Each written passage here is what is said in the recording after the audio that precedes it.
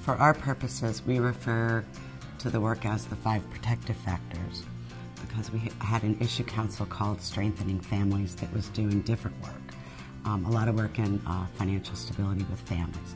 So when I refer to the project, I always call it the 5 protective factors just to distinguish it. One of the things I can tell you is that everybody's talking about the 5 protective factors and how they can integrate it in their work. We went through a very long process in San Antonio of really looking at what was out there, what were the elements of the 5 protective factors, how might they be more deliberate and intentional, and people will tell you those are my 2 favorite words because they are.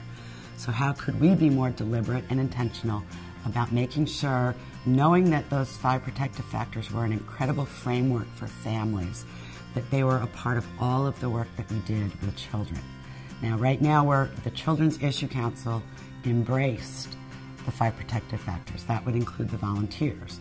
A number of the volunteers are members of other foundations and boards, and they've brought this message with them. So we've seen a trickle effect throughout the community where when you say 5 protective factors, everybody knows what you're talking about. A lot of your agencies and organizations are already doing some of the protective factors. Might not be using the same language, but they're doing them. The key is that our parents and our children need all of the protective factors to wrap their arms around them. They can't just have 1 or 2. They need all of them.